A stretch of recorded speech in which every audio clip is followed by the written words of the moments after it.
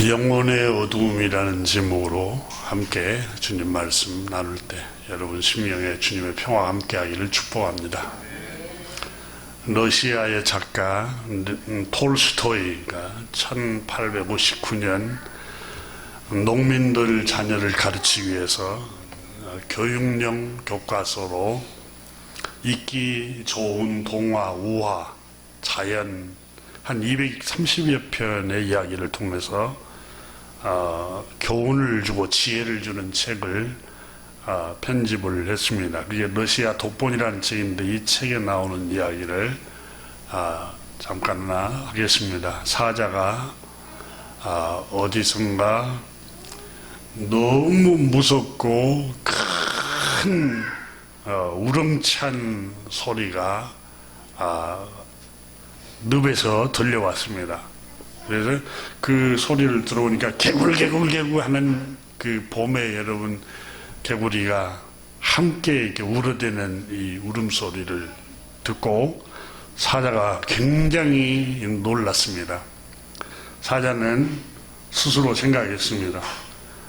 내가 제일 강한 줄 알았는데 무시무시하게 생기고 힘센 지금까지 볼 수 없었던 커다란 짐승, 사나운 짐승이 굉음을 지르는 것이다 하고 생각을 하고 두려움이 몰려왔습니다. 사자 마음에 불안에 떨기 시작합니다. 사자가 그 개굴개굴하는 여기저기서 한꺼번에 울어대는 이 소리에 그래서 너무 두려워서 숨을 죽이고 풀숲에 이렇게 납작 엎드려 있었습니다. 근데 조금 기다려 보니까 소리가 또 중단되더니 또 소리가 나고 조금 중단되고 가만히 듣고 있다 보니까 이 늪에서 개구리 한 마리가 나오는 것이 아니겠습니까? 그 나오면서 또 그 개구리가 소리를 하니까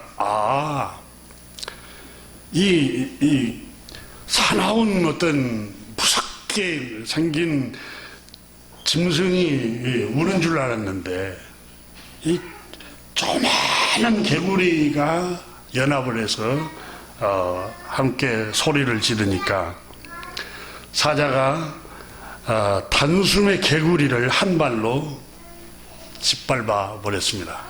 그리고 사자가 말했습니다. 앞으로는 내 눈으로 직접 보지 않고서는 절대 나는 놀라지 않을 것이다. 제가 이 우화 책을 읽으면서 우리는 여러분 겉모습만 보고 놀라는 경향이 있습니다. 우리 눈앞에 보이는 현상만 보면 그냥 놀라고 두렵고 불안에 떨고 알고 보면은 시간을 지내놓고 보면은 별로 놀랄 일도 아니에요. 잠 못 이루는 날을 보낼 일도 아니에요. 지내놓고 보면은. 그런데 우리는 환경만 보고 낙담하고 좌절하고 불안에 떨고 지금 일어난 눈앞에 보이는 우리 가정에 일어나는 일들, 우리 주변에 일어나는 일들 보고 얼마나 초조하고 또 불안하고 두려워하고 낙담한 경우들이 얼마나 허다합니까? 이사야 7장에 보면 구약성경에 선지자 이사야가 기록한 하나님의 말씀입니다. 이사야는. 근데 유대왕 다윗의 자손 아하스라는 왕이 유다를 통치하고 있었습니다. 근데 북쪽에는 베가라는 왕이 통치하고 있었고, 근데 남쪽 유다와 북이스라엘에 늘 전쟁이 일어났습니다. 서로 우리 남북한이 이렇게 패권을 경쟁하듯이. 그래서 북쪽에 사마리아 왕이 시리아 왕과 연합군을 형성해서 유다를 공격하려고 쳐들어왔습니다. 예루살렘 가까이에 에브라임 지역, 예루살렘 바로 위쪽이 에브라임인데 에브라임 지역까지 진군하여 그곳에 연합군이 군대를 진을 치고 있었습니다. 이 소식을 아하스 왕에게 신하들이 있는 곳에 전해 주었습니다. 이 소식을 들은 왕과 그의 신하들, 백성들은 마음이 혼비백산하여 두려움에 빠지고 말았습니다. 불안해서 잠이 오지를 않습니다. 국군이 등화불명이었습니다. 거센 바람 앞에서 요동치는 수풀처럼 흔들렸습니다. 사람 마음이. 그때 하나님께서 선지자 이사야에게 말씀하였습니다. 너는 아하스 왕과 신하들과 백성들에게 내 말을 전해라. 하나님 말씀, 신실하신 하나님 말씀을 전해라. 그들의 일은 도모는 결코 이루어지지 못할 것이다. 그러므로 두려워하지 말라고 가서 백성들에게, 왕에게 말을 해라. 안심하라. 겁내지 말아라. 하지만 정신을 바짝 차리고 침착하게 행동하라. 이렇게 전해라. 이 북이스라엘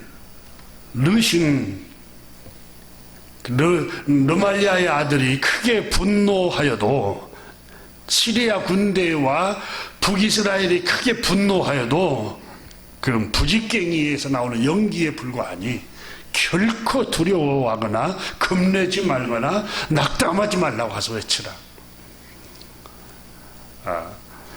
너희가 이 말씀을 믿지 아니하면 굳게 서지 못할 것이라고 가서 전하라고 말씀하자. 이 말씀을 가서 전합니다. 결국은 그 말씀대로 시리아 군대와 북이스라엘 군대는 패합니다. 전쟁에서. 유다 백성들이 승리를 합니다. 유다 백성들이 두려워하며 불안에 떨어야 할 이유가 없었어요. 결과를 알게 되었더라면. 우리 인생 길이 마찬가지입니다.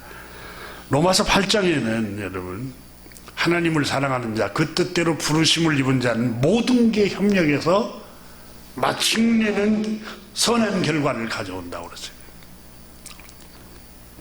저는 그 로마서 8장을 읽으면서 창세기에 나오는 요셉을 늘 생각해 봅니다.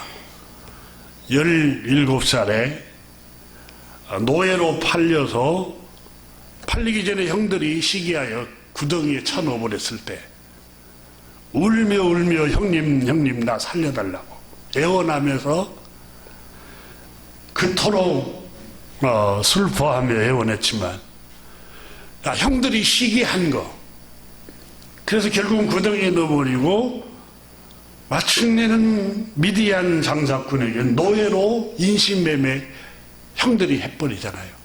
근데 그 시기하고 인신매매하고 노예로 팔아버리고 또 그 보디발 집에 가서 성폭행했다는 누명을 쓰고 감옥에 갇히고,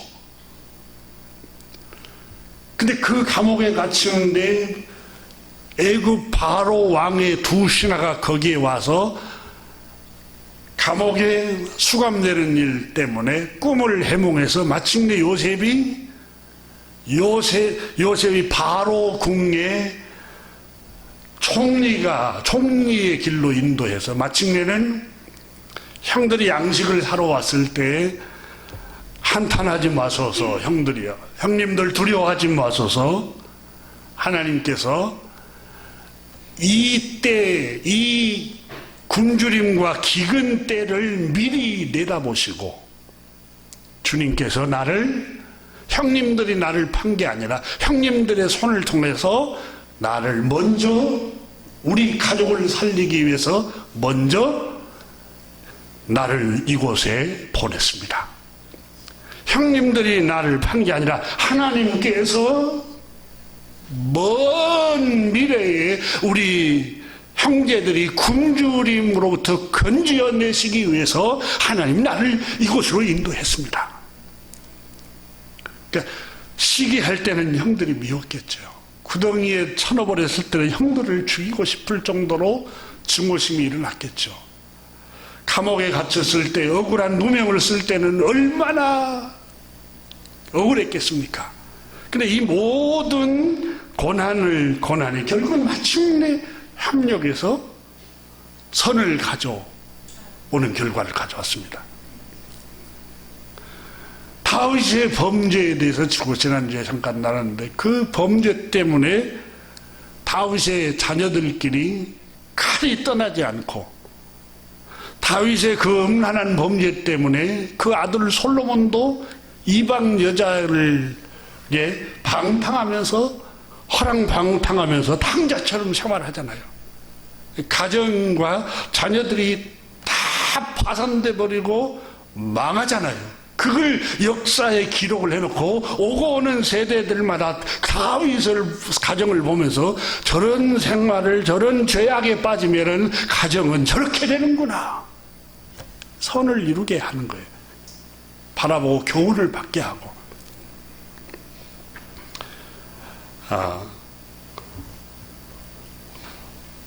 다시 오늘 본문으로 돌아가면, 여러분, 아비멜렉이라는 사람은 영혼이 어두워져 있습니다. 이분은 그랄 지역의 왕입니다. 통치자입니다. 표면적으로는 가장 높은 탑 자리에 올라 있습니다. 성공한 사람입니다. 정상에 올라 있는 사람입니다. 실패하지 않았습니다. 통치자입니다. 명령 하나면은 모든 신하들이 다 엎드려서 절하고 사람의 생명도 다 심판하고 살리기도 하고 죽이기도 하는 권한을 가진 자리에 앉아 있습니다. 그런데 영혼이 어두워져 있습니다. 겉모습으로는 성공했는데 정작 이 사람은 실패한 사람입니다. 영혼의 눈이 멀어 있습니다. 어두워져 있습니다. 분별을 못합니다.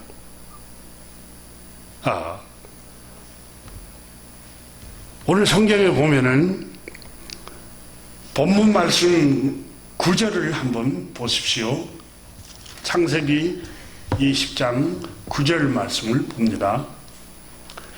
아비멜렉이, 그 전날 꿈에 아비멜렉이 아브라함의 아내 사라를 강제로 빼앗아서 취하려고 했다가 잠깐 잠이 들었는데 하나님께서 아비멜렉에게 현몽하여 꿈에 나타나셔서 말씀하십니다. 먼저 9절 보기 전에 3절에 보세요. 그 밤에 하나님이 아비멜렉에 현명하여 그에게 이르되 내가 데려간 이 여인으로 말미암아 내가 죽으리니 그는 남편 있는 여자입니다. 아비멜렉이 말합니다. 이 여자를 가까이 아직 하지 않았습니다. 나는 결백합니다.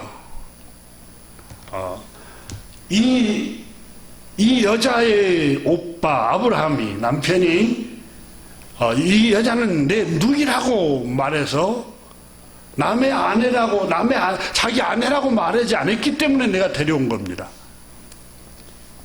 그러면 여러분, 자기 아내라고 아니라고 했기 때문에 다른 자매를 마음대로 강제로 데려다가 취합니까? 그 다음에 봅시다. 6절에 하나님의 꿈에 그에게 말합니다. 남편이 없는 여자인 줄 알고 내가 데리고 온 줄 나도 알고 있다. 그래서 너로 하여금 내게 6절에 말씀합니다. 너를 막아 내게 범죄하지 아니하게 하였나니, 범죄하지 못하도록 하기 위해서 내가 꿈에 나타나서 너에게 막고 있다. 내가 너를 막지 않으면 너는 죽는다. 이렇게 말씀합니다. 이 꿈을 꾸고 이 여자를 남편에게 돌려보내지 않으면 7절에 너도 죽을 것이고 내게 속한 자가 다 7절 하반절 보세요. 다 반드시 죽을 줄 알지니라. 완전히 너희는 패망할 것이다. 너희 가정은 불행해지고 망하고 말 것이다. 죽임을 당하고 말 것이다. 그리고 그 다음날 아침에 일찍 일어나서 아비멜렉이 종들을 불러놓고 또 아브라함 가족을 불러놓고 아비멜렉이 아브라함에게 말했습니다. 9절을 보십시오. 아비멜렉이 아브라함을 불러서 그에게 이르되 내가 어찌하여 우리에게 이렇게 하였느냐? 내가 무슨 죄를 내게 범하였기에 내가 나와 내 나라가 큰 죄에 빠질 뻔하게 하였느냐? 내가 합당하지 아니한 일을 내게 하였도다 하고 이렇게 기록되고 있습니다. 자, 오늘 본문 말씀을 한번 9절을 한번 보십시오. 아비멜렉이 영혼이 어두워져 있는 이 장님입니다. 영혼의 장님. 아비멜렉이 아브라함을 불러서 그에게 이르되 네가 어찌하여 나로 하여금 죄를 범하게 하였느냐 이렇게 말합니다. 그 다음에 네가 나와 내 나라가 큰 죄에 빠질 뻔하게 하였느냐. 또 아브라함은 네가 왜 나로 하여금 범죄하겠느냐. 그 다음에 네가 왜 나와 내 나라를 큰 죄에 빠질 뻔하게 하였느냐. 그 다음에 또 뭐라고 합니까? 네가 합당하지 아니한 일을 내게 행하였도다. 지금 3번씩 너 때문이야. 내가 이 범죄하게 된 원인이 바로 너 때문이야. 이게 여러분 오늘 본문이 이 아비멜렉이 얼마나 멍청하고 무식하고 왕의 자리에 있기는 하지만 영원히 캄캄한 어두움입니다. 어두움. 눈이 멀었습니다. 아브라함 너 때문이라고. 이게 악한 모습입니다. 여러분. 지금 범죄한 사람은 누굽니까? 아비멜렉 자신 아닙니까? 근데 아브라함 너 때문이야. 내가 이렇게 불행하게 된 게 너 때문이라고. 이 가정에서 내가 태어나서 그러고 내가 이 부모 밑에서 자라서 이러고 내가 이런 남편과 이런 아내를 만나서 내가 이렇게 불행해지고 이런 자녀들을 낳아서 내가 이렇게 불행해지고 이런 환경 때문이야. 나는 늘 환경을 탓하고 주변 사람을 탓하고 있는 모습. 여러분, 이 아비멜렉의 영원히 눈먼 모습이 우리 모습은 아닐까요? 우리 안에는 그런 모습이 없는가 한번 성찰해 봅시다. 오늘 본문 우리에게 그걸 깨우치고 있습니다. 우리 영혼을 어둡게 하는 것, 우리 마음을 어둡게 하는 것이 몇 가지가 있습니다. 제가 늘 강조하지만 첫째는 교만하면 우리의 영혼이 어두워집니다. 마음이 어두워져요. 교만한 마음. 교만은 여러분, 성경은 자랑하는 마음, 높아지려고 하는 마음, 교만을 가리켜서 신약 성경에는 내가 중심이 되려고 하는 마음이 교만이라고 말합니다. 여러분, 중심은 창조주 하나님입니다. 근데 내가 주인이 되려고 할 때 창조주 하나님 말씀이 중심이 돼야 돼요. 근데 말씀은 말씀이고 내가 중심이에요. 내 감정이 중심이고 내가 하려고 하는 욕망이 중심이래요. 하나님 말씀은 필요할 때만 갖다 쓰고 내가 중심이 될 때 눈이 어두워집니다. 이게 교만이라고 성경은 말씀합니다. 성경은 선줄로 생각하거든 넘어질까 조심하라 그랬어요. 나는 괜찮아. 나는 이제 어느 정도 경건한 사람이야. 어느 정도 신앙이 높은 경지에 이르러서 이 자체가 교만이라는 거예요. 둘째로 육체의 정욕, 성적인 욕망을 탐하면 영혼이 어두워집니다. 분간을 못합니다. 분간을 못해요. 다윗 왕을 생각해 보세요. 자기 아내인지 자기에게 목숨을 바쳐서 충성을 하는 바세바의 아내인지 분별이 안 가는 거예요. 한번 눈이 어두워지고 욕망의 눈이 어두워지고 아름다움을 탐하게 되면은 거기에 색의 눈이 어두워지면 영혼이 눈이 멀어버려요. 마음이 분간을 못해요. 왜 저 사람 저러지? 왜 저런 행동을 하지? 멀쩡한 사람이 많이 배우기도 하고 지위도 높은데 왜 그러지? 영혼이 눈이 멀어져 있어요. 이 욕망의 욕심을 너무 많이 품으면은 분간을 못합니다. 셋째로 시기심이 늘 비교하고 이런 비교를 왜 해요? 비교하는 이유는 네가 뭔데 나보다 잘 돼? 네가 뭔데 나보다 더 좋은 옷을 입고 더 좋은 환경에 살고 더 좋은 직장을 다니고 이게 자꾸 내가 중심인데 그러니까 다른 사람을 인정을 못해. 이웃을 인정을 못해. 하나님께서 마태복음에 보면은 예수님은 각각 달란트가 5달란트, 3달란트, 1달란트. 하나님이 처음에 창조 때부터서 주어진 재능이 다 다르다고 그랬어요. 우리 하나님, 저는 처음에 제가 청소년 시절에는 성경을 읽으면서 그 용납이 잘 안 되고 하나님 공평해야 되는데 왜 공평하지 않고 다 달란트가 틀려? 날 이해가 안 가. 이랬어요. 근데 주님을 점점 섬기고 성장해 보니까 하나님 말씀은 진리입니다. 이게 다 그릇이 달란트가 다 받은 달란트가 다 달라요. 근데 그 달란트를 인정을 하는 거예요. 아, 그분에게는 우리 애가 갖고 있지 않는 특별한 게 정말 있어.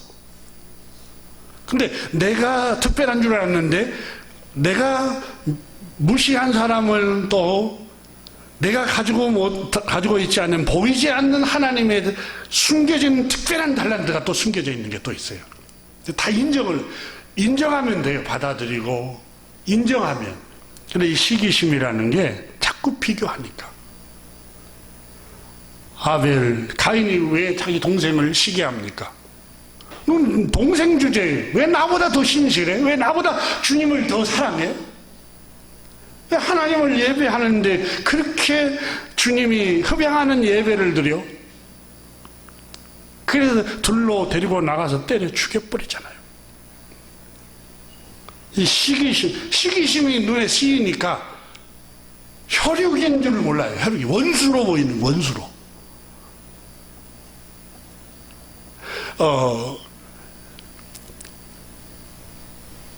욕망을 품게 되면은 여러분 분별을 잘 못해요. 조금 전에도 말씀드렸습니다만은 육체의 정욕과 성적인 욕망을 품게 되면 영혼이 어두워져서 자기 남편이 싫고 아내가 싫고 왜요? 욕망을 다른 데 채우려고 하니까 그거 없어져 버렸으면 쓰겠다고 하고 이렇게 눈이 어두워집니다. 시기심은 성경에 굉장히 위험한 욕망이라고 악한 죄악이라고 기록하고 있습니다. 야곱의 아내 두 자매 레아와 라헬이 서로 시기하여 자식을 낳고 경쟁하지 않습니까? 그리고 언니와 동생이 서로 싸워요. 여러분, 형제는 위급할 때를 위하여 있느니라고 잠언에 하나님이 형제를 만드신 이유가 위급할 때 서로 돕고 서로 힘이 되고 서로 위안이 되고 용기를 내도록 하기 위해서 형제와 자매를 하나님이 주셨어요. 근데 그걸 경쟁의 대상으로 보는 게 이게 타락한 마음이에요. 아주 부패하고 악한 마음이에요. 하나님 그 마음 내게 없애주세요 하고 기도해야 돼요. 나는 타고나면서 그런 성품을 아니에요. 마음을 새롭게 날마다 새롭게 해야 돼요. 우리는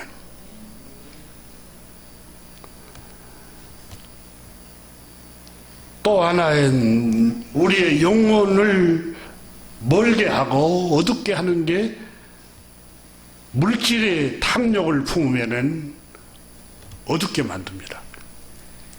마태복음 6장 21절 이하에 보면은 내 보물이 있는 곳에는 내 마음도 있느니라. 보물은 돈을 말합니다. 물질이 있는 곳에 마음이 있다.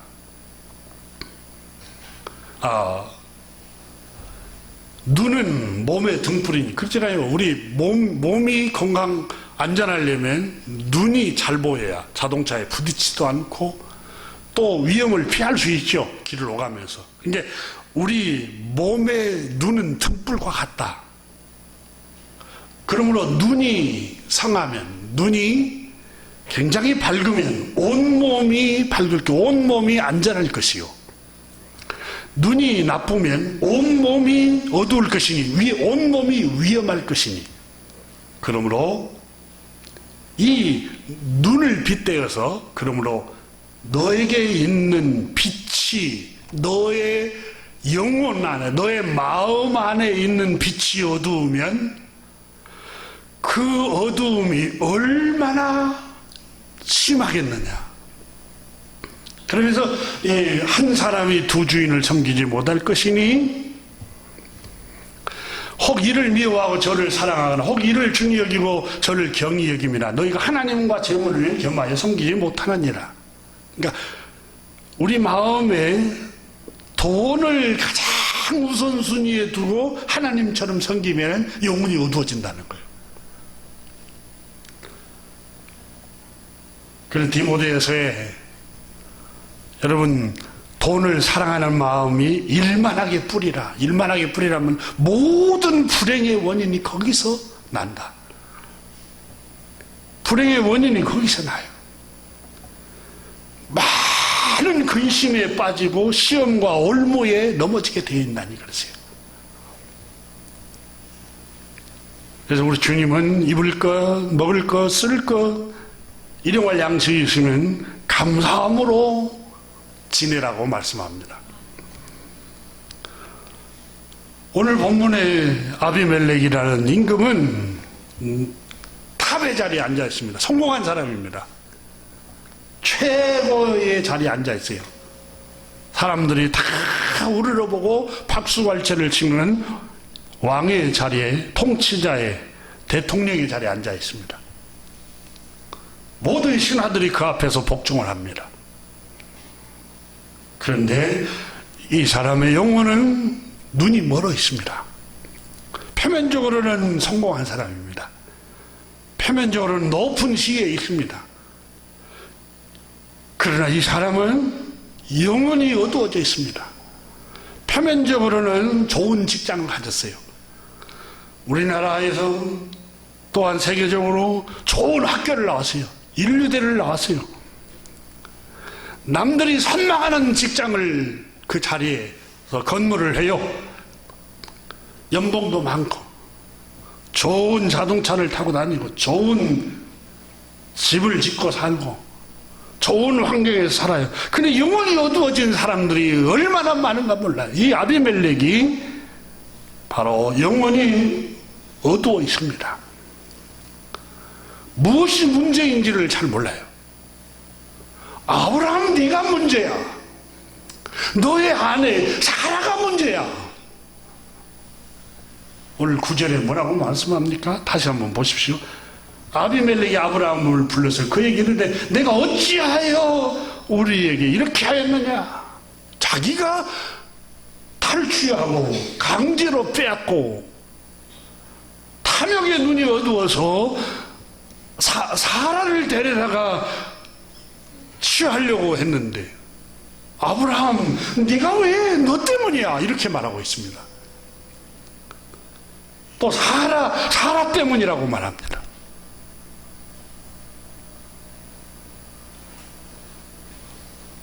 네가 나와 내 나라가 큰 죄에 빠질 뻔하게 하였느냐?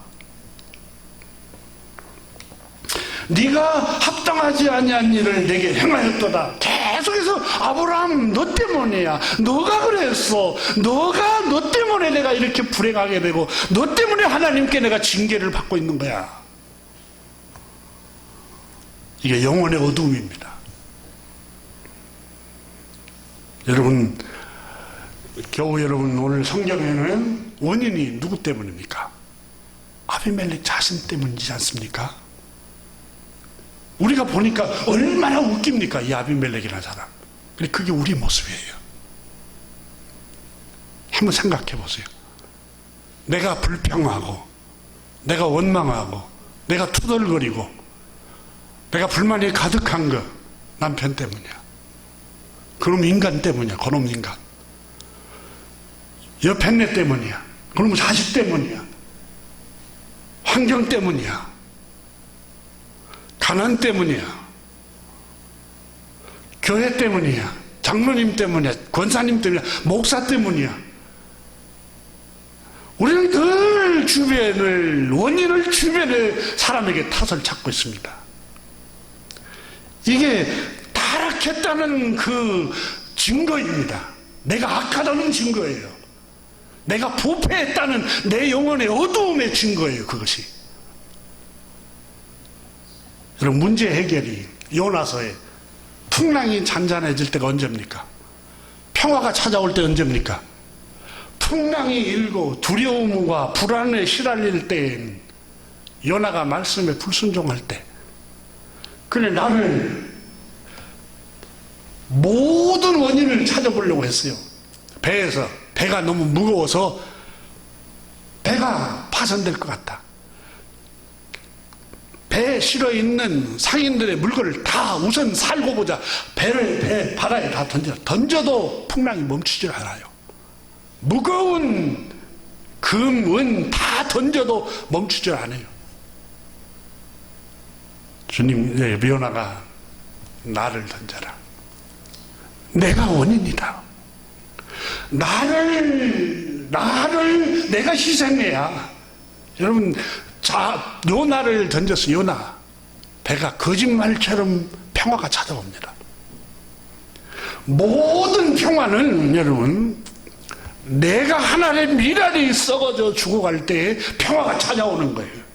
내가 죽어야 돼요.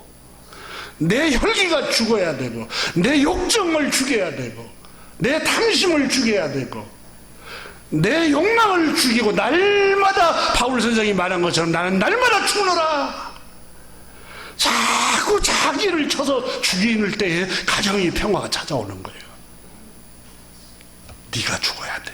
아니, 내가 죽어야 됩니다.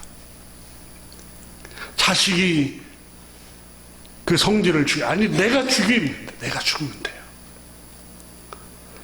남편의 문제는 아니고, 아내의 문제도 아니고, 자식의 문제도 아니고, 부모의 문제도 아니고, 다 자기가 문제예요.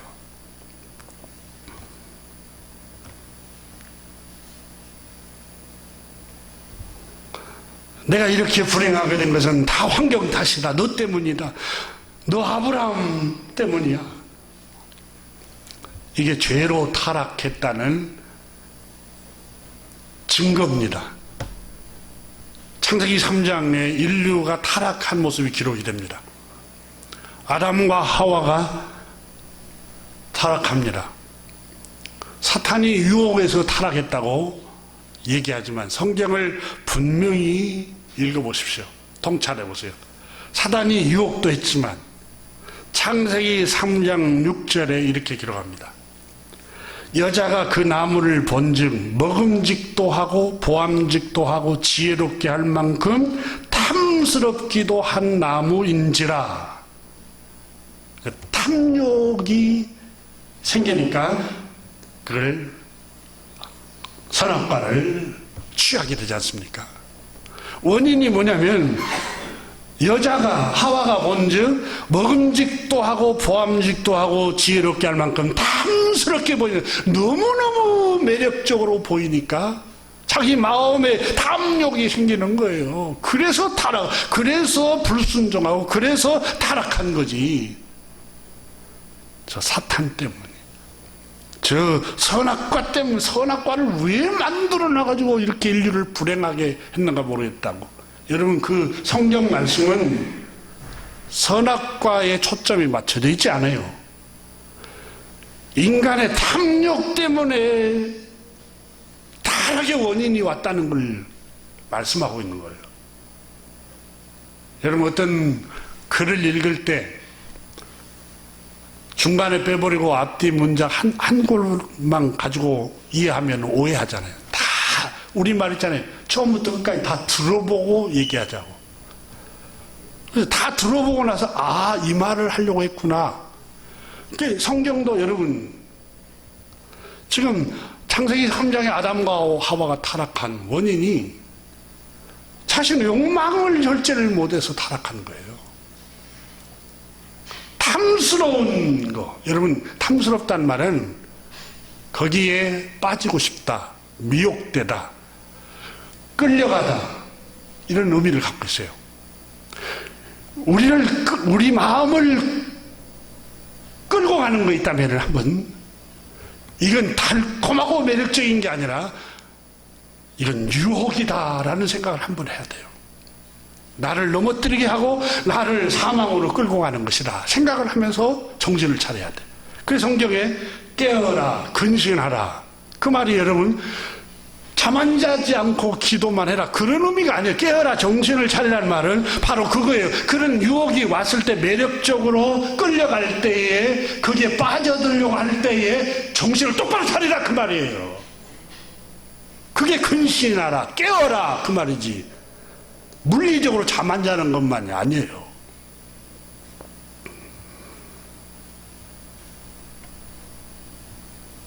오늘 본문에 아비멜렉은 9절에서 계속 너가 나를 범죄하게 만들었고, 너가 나와 내 나라를 큰 죄에 빠질 뻔하게 하였고, 네가 내게 합당한 일을 행하지 아니하였다.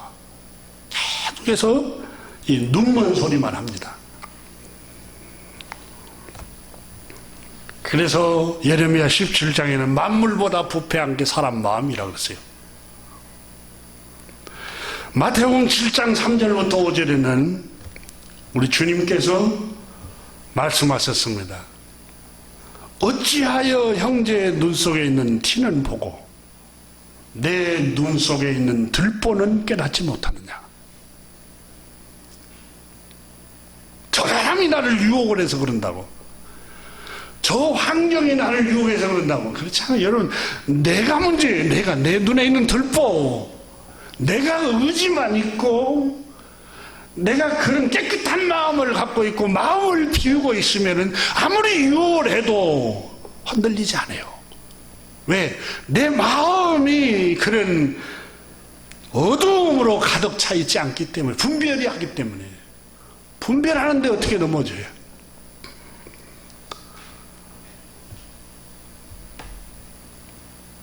외식하는 자여, 먼저 내 눈 속에 들보를 빼내라. 그런 후에야 밝히 보고 형제의 눈 속에 티를 빼리라.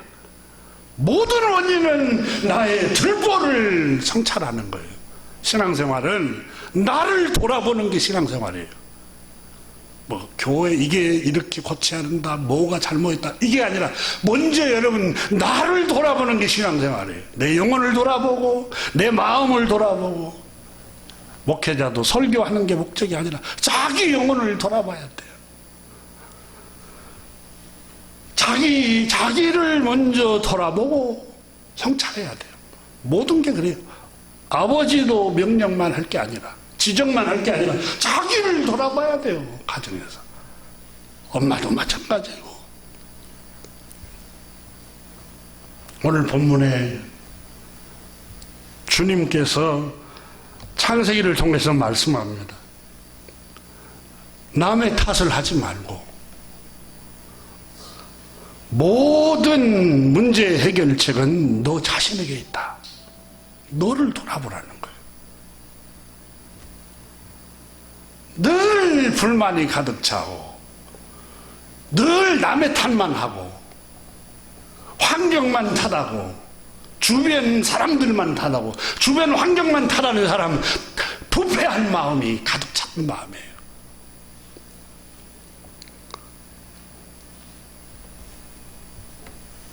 창세기 20장 3절 5절에 아비멜렉은 주님 제가 잘못이 없습니다. 아브라함 때문입니다. 사라 여자 때문에 그 여자가 거짓말을 해서 자기 남편을 오랍이라고 했기 때문에 내가 죄에 빠질 뻔했습니다. 그 아브라함과 사라 때문에 이렇게 죄에 빠질 뻔했습니다. 이렇게 아비멜렉은 아브라함과 사라를 탓하고 있습니다. 죄를 지은 사람들, 마음이 부패하고 영혼이 어두운 사람들은 책임을 지으려 않습니다. 책임을 늘 다른 것에 돌립니다. 그러니까 자기가 한 행동은 자기가 책임을 져야 돼요. 책임을 안 지려고 그래요. 그 사람 때문이야. 환경 탓이야.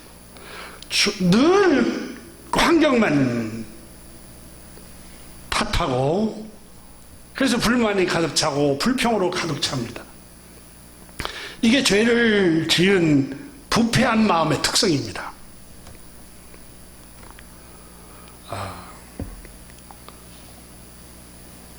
오늘 본문의 아비멜렉은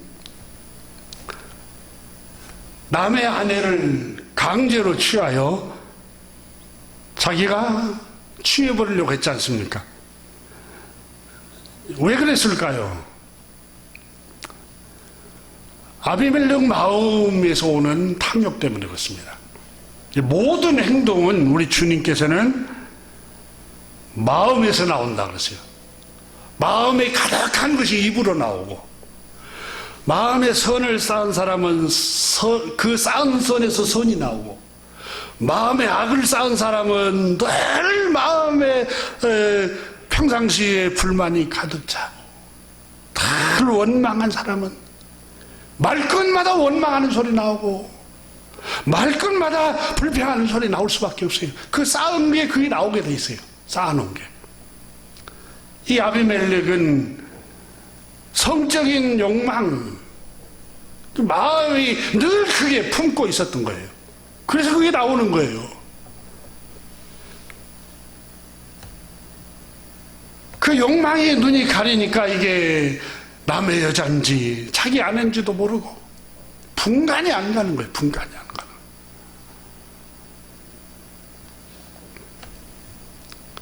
모든 유혹은 어디서 오느냐? 마음에서 일어납니다. 자기 마음에서. 너 마음에서 일어나는 게 아니라 내 마음에서 일어나는 거예요. 내 생각에서 일어나고. 요한복음 13장 2절에 마귀가 예수를 팔려는 생각을 가룟 유다의 마음에 집어넣더라 그랬어요. 사단의 생각, 교활한 생각, 악한 생각은 여러분, 우리는 이런 생각을 합니다. 성경이 그렇게 기록이 되어 있으니까. 사탄은 여러분, 가룟 유다의 마음에 예수를 팔려는 생각을 집어넣더라. 마음이 있는데 그 마음의 생각 속에 집어넣었어요. 아, 사탄이 그랬구나. 여러분, 사탄은 영입니다. 악령. 보이지 않는 악한 영. 더 쉽게 이해하기 쉽게 악한 영인데 악한 생각, 악한 마음. 악한 생각은 악한 마음은 여러분 눈에 보여요? 안 보이잖아요. 근데 영이라고 표현해요. 악령. 사탄, 악령으로 표현해요. 근데 그 악한 생각이, 악한 것들이 어디로 공격을 해요? 우리 마음과 생각에 들어오는 거예요. 그래서 결국은 아비멜렉의 마음이 이 악한 생각, 악한 종력, 이걸로 그가 가득 차 있기 때문에 그런 행동을 하는 거예요. 잠언 4장 23절에 모든 지킬 만한 것 중에 더욱 너의 마음을 지키라. 너의 마음을 간수하라. 너의 마음을 파수하라. 너의 마음을 봉쇄하라. 생명의 근원이 여기에서 나오니라. 표준성경은 이렇게 말합니다. 그 무엇보다도 너의 마음을 지켜라. 그 마음이 바로 내 생명의 근원이기 때문이다. 공동번역은 그것이 바로 복된 삶의 셈이다 그랬어요. 원천입니다. 원천. 모든 행복과 불행의 원천이 내 마음에 달려있는 거예요. 내 마음에. 그래서 무엇보다도 모든 지킬 만한 것 중에 더욱 네 마음을 지키라. 여러분 시편에 1편에 복 있는 사람은 악인의 길을 쫓지 않고 죄인의 길에 서지 않고 오만한 자의 자리에 앉지 아니하고 죄인의 길에 악인의 길에 교만한 자리에 우리의 그 마음을 품지 않는 그 행복한 사람인데 그게 어떻게 가능해요? 2절에 오직 여호와 율법을 즐거워하는 거다. 하나님의 말씀을 늘 되새김이라는 거예요. 악한 마음이 들어와요. 악한 소식을 들어요. 원망의 소리, 불평의 소리를 누군가 해요.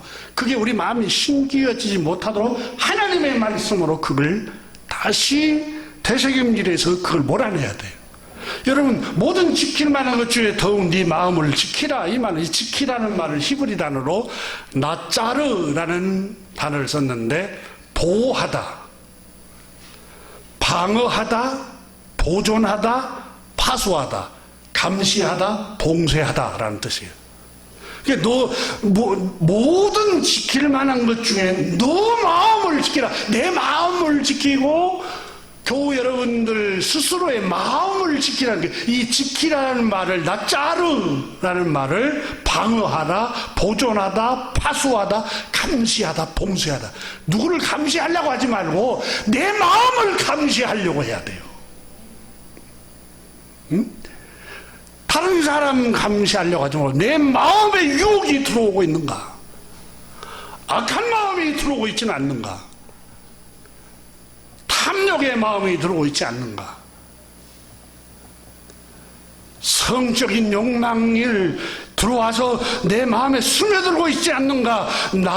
내 마음을 주시하고 감시하라는 거예요. 왜 그렇습니까? 생명의 원천이 이에 남이니라. 모든 불행과 원인이 마음을 지키느냐 못 지키느냐에 달려있는 거예요. 아비멜렉 왕은 성공했습니다. 탑의 자리에 앉아 있습니다. 최고의 자리에 올랐습니다. 남들이 다 부러워하는 왕의 자리에 앉아 있습니다. 온 신하들, 백성들, 세상을 다스리는 힘과 권력을 향유하면서 천하를 호령하고 있습니다. 하지만 정작 자기 마음과 생각을 관리하지 못하고 있습니다. 자기의 마음을 방치해 놓고 있습니다. 육체 욕망, 이기심, 성적인 욕망이 마음대로 휘젓고 다니도록 그냥 방치해 놔버렸어요. 자기 마음을. 음란한 생각이 들어오든 말든, 탐욕이 들어오든 말든, 그것들이 자기 감정과 육체를 끌고 다니든 말든 그냥 방치해내버린 거예요. 그러나 주님께서는 무릇 지킬 만한 것 중에 더욱 가장 지켜야 할 게 방어하고 파수하고 보존하고 감시하고 봉쇄해야 할 것은 내 마음이다. 이 말씀을 하고 있는 거예요.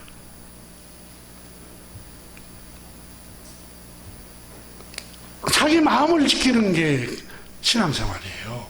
마음의 생각을 지키도록.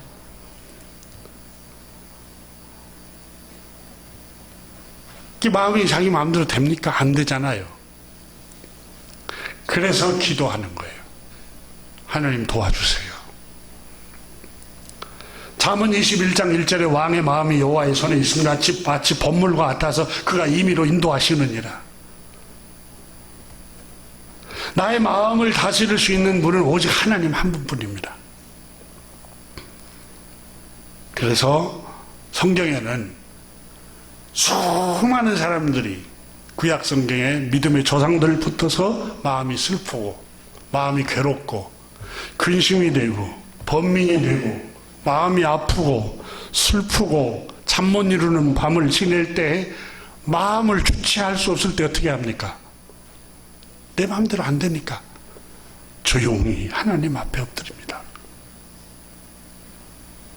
하나님, 주님, 마음이 괴롭습니다.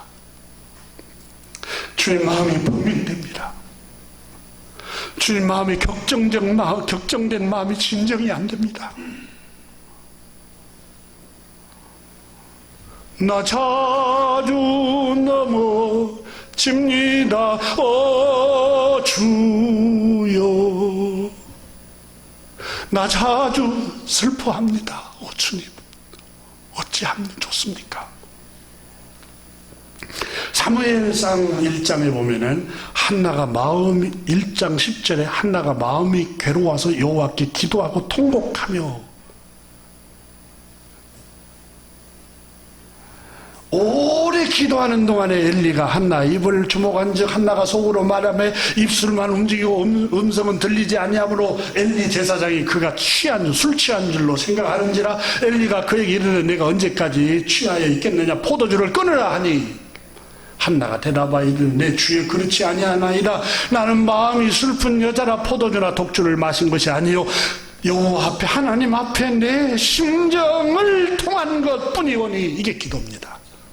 마음이 안 다스려지니까 엎드려서 주님, 이 격정된 마음, 이 불안한 마음, 이 두려운 마음.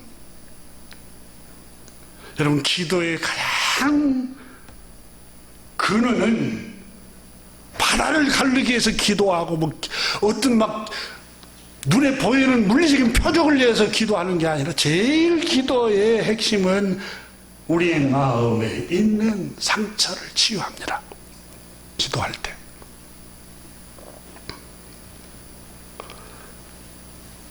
당신의 애정을 악한 여자로 여기지 마옵소서. 사무엘상 1장 16절에 내가 지금까지 말하는 것은 나의 원통함과 격분됨이 많기 때문이다.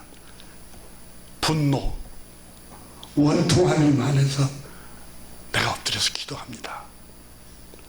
엘리가 말합니다. 제사장이 평안히 가라. 하나님께서 너에게 기도하여 구한 것을 허락하시기를 원하노라고 축복해 줍니다. 그때 한나가 여종의 기도를 하고 나서 당신께 은혜를 있기를 원하나이다. 그리고 하나님께서 한나에게 얼굴에 다시는 근심의 빛이 없도록 평안을 주셨습니다. 이 기도의 능력입니다.